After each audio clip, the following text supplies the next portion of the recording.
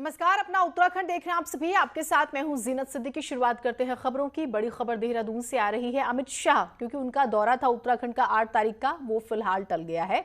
BJP प्रदेश अध्यक्ष मदन कौशिक ने इस बारे में जानकारी दी है। उत्तरकाशी के दौरे पर वो आने वाले थे, जहां ये माना जा रहा था कि वो चीन सीमा से सटे नेलांग घाटी में आईटीबीपी के जवानों के साथ मुलाकात भी कर सकते थे, लेकिन फिलहाल जो है ये उनका कार्यक्रम टल गया है और वो आईटीबीपी के कार्यक्रम में शिरकत करने वाले थे। और जो जानकारी है कि फिलहाल ये दौरा टल गया है। 2 बार खराब मौसम की वजह से केदारनाथ का दौरा नहीं कर पाए सीएम पुष्कर धामी ने बुधवार को ड्रोन से कामों का निरीक्षण किया। सीएम ने अफसरों को निर्देश दिए हैं कि आदि गुरु शंकराचार्य की समाधि और मंदाकिनी नदी पर बन रहे पुल का काम जल्दी पूरा किया जाए। सीएम ने कहा है कि आने वाले 2-3 महीने केदारनाथ में काम करने के लिहाज से अच्छे हैं, ऐसे में तेजी से ये काम किया जाए। सीएम धामी ने केदारनाथ में चल रहे काम की प्रेजेंटेशन भी देखी और इसके मुताबिक पहले फेज का काम तो पूरा हो चुका है। सेकेंड फेज के लिए 116 करोड़ रुपए के कामों को मंजूरी मिल चुकी है, जिसमें 8 प्रोजेक्ट्स पर काम शुरू भी हो चुका है, जिसमें संगम के घाट, आस्था पथ में rain shelter, water ATM, command and control room और हॉस्पिटल बिल्डिंग शामिल है।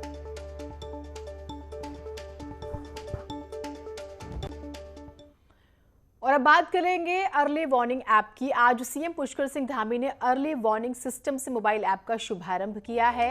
ऐप को राज्य आपदा प्रबंधन प्राधिकरण, उत्तराखंड सरकार और आईआईटी रुड़की ने तैयार किया है। ऐप के जरिए भूकंप के बारे में आपको जानकारी मिल सकेगी। पहली बार देश में ऐसा ऐप बनाया गया है। इसका फायदा जो है वो भी हम आपको बता दें।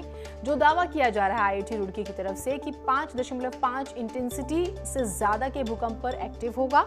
जमीन के नीचे के मूवमेंट की ये आपको जानकारी देगा और 11 से 60 सेकेंड, यानी कि 11 सेकेंड से 60 सेकेंड के बीच की जो जानकारी है पहले आपको जानकारी मिल जाएगी। मोबाइल ऐप के जरिए ही ये सारी जानकारी आपको मिलेगी। इसे हमें डेवलप करने में लगभग 4 साल लगे हैं और इस पे हमने काफ़ी मीटिंग्स हुई हैं हायर अथॉरिटी के साथ। कई सारे सजेशंस आए हैं, जैसे कि किस तरीके की हमारी साउंड होनी चाहिए, अगर इन केस लोग कहीं फंस गए हैं तो वो उनको रेस्क्यू कैसे किया जा सके, कैसे उनका डेटाबेस बनाया जाए, उनके परिचितों को कैसे सूचित किया जाए। इन केस जैसे डिजास्टर की टीम को टाइम लग रहा है तो कोई अगर डियर वन है उनके आसपास तो वो जाके उनको बचा सकें या कुछ मदद पहुंचा सकें। इस तरीके से सर हमने ये करा है। तो 4 साल का वक्त लगा है। भारती सकलानी हमारे साथ हमारी सहयोगी जुड़ी है। भारती, और क्या जानकारी आई है इसके बारे में? ठीक है, 11 से 7 सेकंड के बीच में ये आपको अलर्ट कर देगा। वैसे ये बहुत ज़्यादा वक्त नहीं है आप अपने आप को बचाने का, सुरक्षित रखने का, लेकिन और क्या क्या बेनिफिट्स होंगे इसके, बताइएगा ज़रा। देखिए, लोगों के लिए ये सहूलियत होगी, क्योंकि मैं इसको खुद अभी देखकर आई हूँ जीनत। अभी तक अगर हम बात करें 71 सायरन और 165 सेंसर्स लगे हुए हैं उत्तराखंड में। अब ये मोबाइल ऐप भी यहाँ पर वर्क करेगा और इससे 20 सेकंड का वक्त यहाँ पर एक इंसान को मिल जाएगा।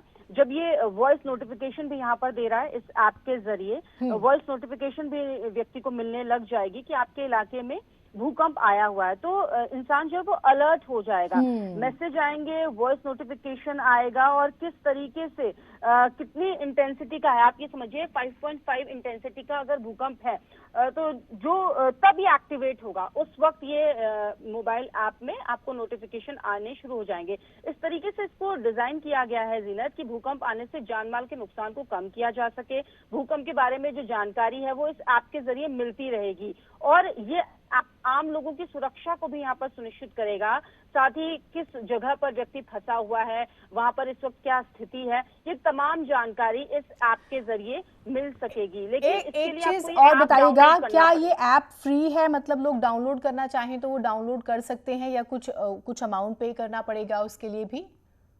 देखिए, फ्री है ये ऐप और इससे कोई भी इस पे रजिस्ट्रेशन करके इसको एक्टिवेट कर सकता है। तो इसमें कोई पैसा नहीं है। आईआईटी रुड़की को हालांकि इस पूरे 4 साल के वक्त में 6 से 7 करोड़ रुपए तकरीबन लगे हैं इस ऐप पर काम करते हुए। 10 लोगों की ये टीम है जो कि इसको पूरा काम कर रही है, इसको मॉनिटर कर रही है। ठीक, तो अर्ली वार्निंग सिस्टम यानी कि आप भी इस ऐप का इस्तेमाल कर सकते हैं अपने फोन में। माना जा रहा है कि आपको काफी पहले अलर्ट कर दी। बहुत शुक्रिया आपका भारती तमाम जानकारियों के लिए। बात सियासी खबरों की करते हैं तो ऋषिकेश में चल रहे कांग्रेस के विचार मंथन शिविर का आज दूसरा दिन है। करीब 4.5 साल बाद यानी 1500 से ज्यादा दिन के बाद कांग्रेस की बड़ी बैठक हो रही है और कांग्रेस के बड़े नेताओं को उम्मीद है कि इस बैठक के अच्छे परिणाम आएंगे। संगठन के कामकाज को लेकर चर्चा हो रही है। मैनेजमेंट कमेटी के चेयरमैन प्रकाश जोशी ने कहा है कि सभी कमेटी की रिपोर्ट्स अब भी तैयार हो चुकी हैं और उन्हीं रिपोर्ट्स पर हम चर्चा कर रहे हैं।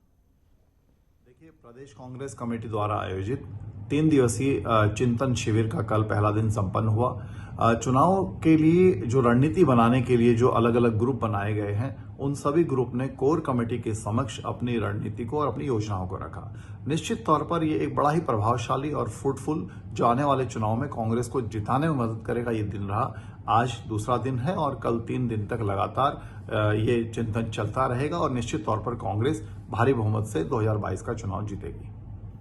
एक तरफ ऋषिकेश में कांग्रेस का मंथन शिविर चल रहा है तो वहीं कांग्रेस के बड़े नेताओं में विवाद खत्म होने का नाम ही नहीं ले रहा।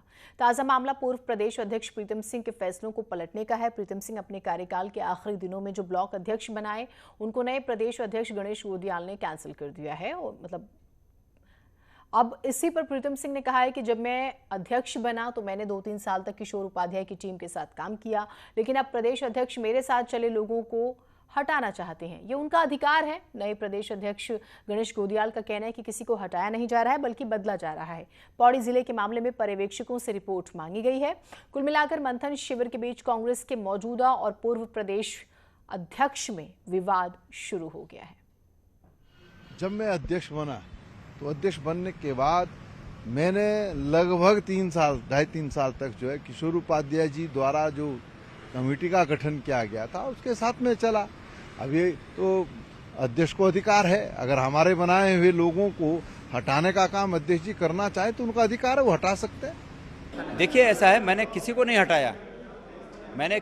हटाया, लेकिन जो पूर्व में थे उनको बिना किसी कारण के कुछ लोगों ने जो भी जैसे भी चाहा हो, इससे पहले की बात है, मैं उस पर कोई कमेंट नहीं करना चाहता। लेकिन हम लोग राजनीति में हैं और सबका एक सम्मान है। अगर ऐसी आवश्यकता है कि हमें यहाँ पर चेंज करना है, हटाना शब्द उचित नहीं है, चेंज करना है, तो उसकी एक प्रक्रिया है, उस प्रक्रिया का पालन किया जाना चाहिए। तो मैंने सिर्फ इतना किया है कि जो पहले की स्थिति थी उसको बहाल किया है। तो चेंज बिना हटाए तो हो नहीं सकता। विवाद है जागेश्वर धाम में। यूपी के आंवला सीट से सांसद की अभद्रता मामले को विपक्षी पार्टियां राजनीतिक मुद्दा बनाने की तैयारी में है। विधानसभा चुनाव के दौरान बीजेपी को घेरा जा सके, ये लगातार कोशिश हो रही है।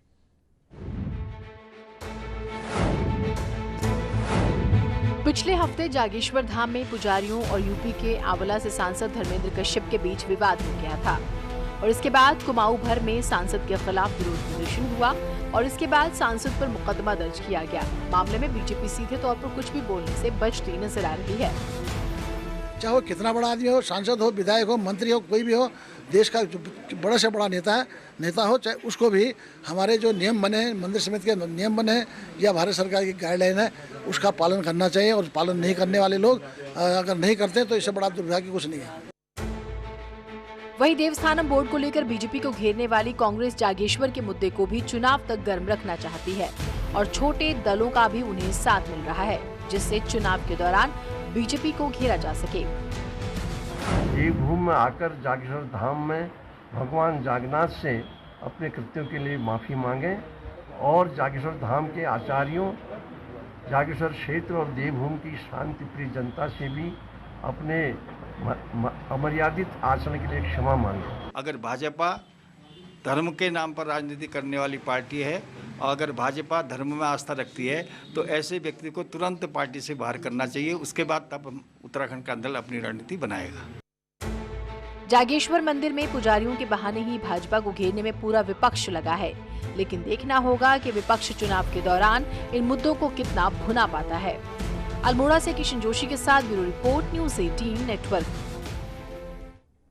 चुनावी मोड में आ चुकी बीजेपी ने मुख्यमंत्री से लेकर मंत्री, विधायक, दायित्वधारियों से लेकर मेयर, जिला पंचायत अध्यक्षों के साथ लगे पीआरओ, ओएसडी के लिए आज पार्टी कार्यालय में वर्कशॉप का आयोजन किया। वर्कशॉप में संघ और बीजेपी के पदाधिकारी ओएसडी, पीआरओ को चुनाव के मद्देनजर ट्रेन कर रहे हैं। पीआरओ ओएसडी से कहा गया है कि चुनाव में महज 5 महीने का समय बचा हुआ है। इन 5 महीनों में एक काम पार्टी को जीत की ओर ले जाएगा।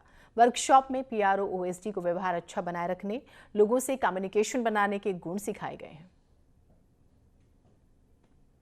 देखिए, हमारे जो एक संगठन की रीति नीति, उसकी जानकारी, पब्लिक से किस प्रकार का व्यवहार, कार्यकर्ताओं से किस प्रकार का व्यवहार, एक पारदर्शिता, स्वच्छता, ये सारा आचरण में रहे, ये इस प्रकार का एक बातचीत। प्रदेश में 9वीं से 12वीं तक के स्कूल खुल गए हैं, लेकिन पौड़ी के एक स्कूल में कोविड टीकाकरण केंद्र को नहीं हटाया गया, जिससे टीचर्स और बच्चों पर कोरोना को लेकर खतरा मंडरा रहा है। जीआईसी के प्रिंसिपल ने बताया है कि अनुरोध करने के बाद भी केंद्र को नहीं हटाया गया। वहीं जिला प्रशासन का कहना है कि जल्द ही इसे लेकर कार्रवाई की जाएगी। इस वैक्सीनेशन केंद्र को जिला चिकित्सालय में स्थानांतरित कर दिया जाए और वो इन कक्षों को खाली कर दें। शासन से और स्वास्थ्य विभाग से ये प्रार्थना करते हैं कि ये यहाँ से अपना वैक्सीनेशन केंद्र तुरंत यहाँ से स्थानांतरित करें, जिससे कि यहाँ पर बच्चों की पठन पाठन सुरक्षा के साथ यहाँ पर हो सके। उसके लिए अभी वहाँ के जो प्रिंसिपल होंगे उन्होंने अभी तक इस संबंध में वार्ता नहीं किया है। अभी हम लोग मुख्य शिक्षा अधिकारी से सभी क्षेत्रों में जहाँ जहाँ पे वैक्सीनेशन कार्यक्रम चल रहा है वहाँ पे क्या पर्याय व्यवस्था करने की आवश्यकता होगी उसकी चर्चा करेंगे और आवश्यक कार्रवाई उसमें कर लेंगे। देहरादून स्मार्ट सिटी के सीईओ आर राजेश कुमार ने चार्ज लेते ही स्मार्ट सिटी के कामों की प्रोग्रेस रिपोर्ट लेनी शुरू कर दी है। अभी तक स्मार्ट सिटी के कामों में smart toilet, electric bus, automated water points, घंटाघर में टाइल्स लगाने जैसे काम हो चुके हैं। वहीं परेड ग्राउंड में काफ़ी काम पेंडिंग पड़ा हुआ है, जिसे जल्द पूरा करने के निर्देश जो हैं वो दिए जा चुके हैं। कोविड की वजह से भी कामों में कुछ रुकावट आई, बरसात के मौसम में भी दिक्कतें हुई हैं, रफ्तार धीमी हो गई काम की। ऐसे में अपनी डेडलाइन मार्च 2022 तक स्मार्ट सिटी के काम को पूरा करना है और यही आदेश दिए गए हैं। काम भी बहुत धीरे चल रहा है। मेरे ख्याल से जब ऑफिसर्स खुद फील्ड में जाएंगे और फील्ड में जाके देखेंगे स्मार्ट सिटी के ऑफिसर्स, तो मेरे ख्याल से इसमें प्रगति आएगी। मैं खुद भी फील्ड में जाऊंगा। मेरी ये प्रायोरिटी है कि जितने भी जो कंप्लीटेड वर्क्स हैं उनकी गुणवत्ता भी देखना और जितने अनकम्प्लीटेड वर्क्स हैं उनकी भी समीक्षा करना, ताकि हम लोग टाइमलाइन, डेडलाइन के अंतर्गत हम लोग अपना काम कंप्लीट करें। सीएम पुष्कर धामी की विधानसभा खटीमा में प्राधिकरण पुराने रोडवेज बस स्टेशन में कॉम्प्लेक्स बनाने जा रहा है, तो वहीं दूसरी जगह नया हाईटेक रोडवेज बस स्टेशन बनाने की तैयारी हो रही है। सीएम धामी को उन्होंने घोषणा की थी इसकी और अब इसका काम शुरू होने की बातें हो रही हैं और इस पूरे कॉम्प्लेक्स की अगर हम बात करें तो 19 करोड़ रुपए की लागत इसमें। स्वामी रामदेव के सहयोगी और पतंजलि योगपीठ के महामंत्री आचार्य बालकृष्ण का जन्मदिन है आज और इसे जड़ी बूटी दिवस के रूप में मनाया गया। हरिद्वार से पतंजलि योगपीठ में आयोजित कार्यक्रम में हवन यज्ञ किए गए, जिसमें बड़ी संख्या में पतंजलि योगपीठ से जुड़े लोग शामिल हुए। इस दौरान रक्तदान शिविर का भी आयोजन हुआ, जिसमें स्वामी रामदेव और आचार्य बालकृष्ण समेत सैकड़ों लोगों ने रक्तदान किया। स्वामी रामदेव और आचार्य बालकृष्ण ने बताया कि पतंजलि योगपीठ की ओर से 1 करोड़ औषधीय पौधों का वितरण किया जा रहा है। सभी लोगों को तुलसी, आंवला, एलोवेरा, गिलोय जैसे औषधीय पौधे लगाने चाहिए। सबसे आह्वान करते हैं, जड़ी बूटियां लगाएं, रक्तदान करें, अंगदान करें, जीवन दान करें और ये सारी सृष्टि तो दान से ही संचालित हो रही है। सारी सृष्टि सबको दे रही है, तो हम भी अपना सहयोग दें। अपने जीवन की रक्षा के लिए हम जड़ी बूटियों का संरक्षण, संवर्धन करें। और अभी वर्षा का मौसम है, तो पूरे देश के सभी नागरिकों से, सभी भाई बहनों से हम आग्रह करते हैं कि प्रयास से जड़ी बूटियां लगाइए, प्रयास से योग अभ्यास, प्राणायाम करिए, तो प्रयास से बीमारियां दूर भागेंगे। इंदौर के स्वास्थ्य विभाग का दावा है कि शहर में 100% बुजुर्गों को टीका लगाया जा चुका है। विभाग का कहना है कि स्वास्थ्य विभाग टीकाकरण के अपने लक्ष्य के बेहद करीब है और बहुत ही जल्द इंदौर 100% टीकाकरण के अपने लक्ष्य को हासिल कर लेगा।